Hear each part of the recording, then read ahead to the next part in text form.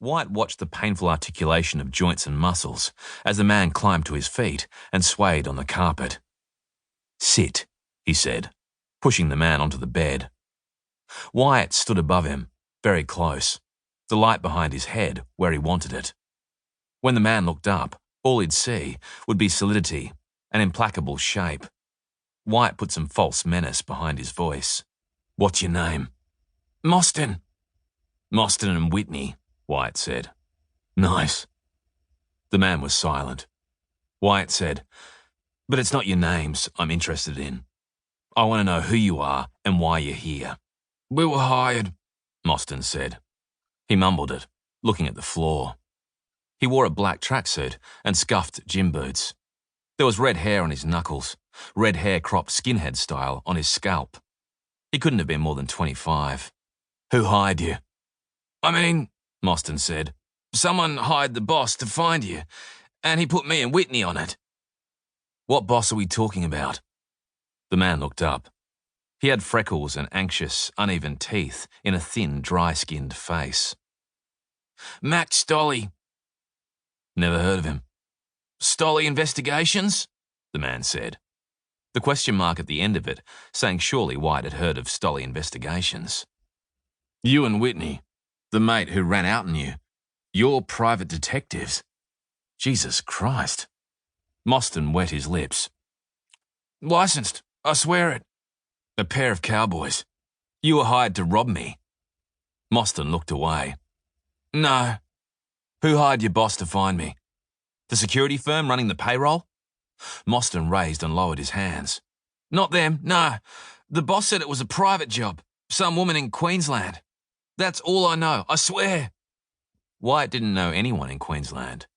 He didn't know many women, and none that he thought would remember or want him. He didn't know where to run with this line of questions, so he said, "How'd you find me?" Some dignity came into Mostyn's voice.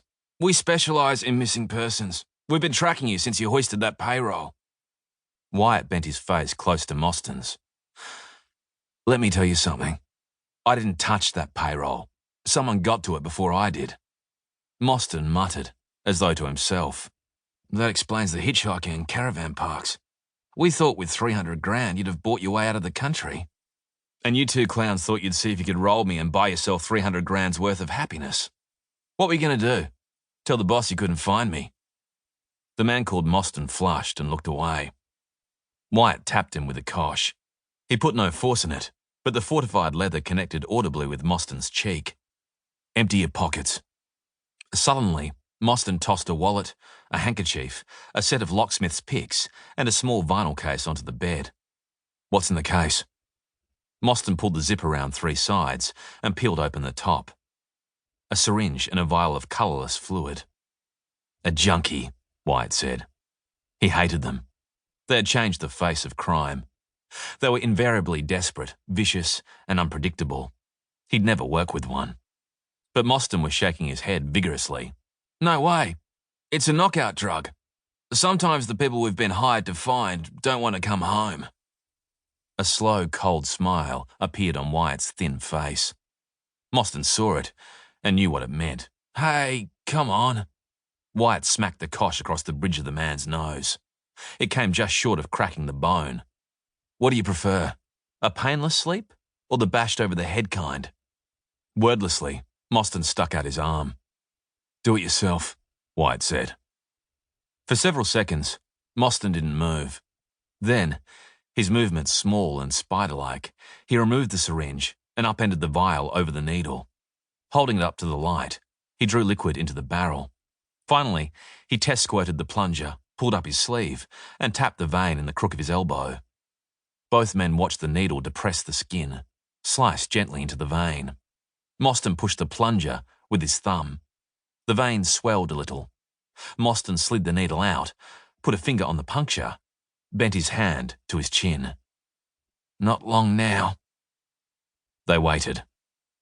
The first signs were unfocused eyes, an unsteadiness in Mostyn's trunk.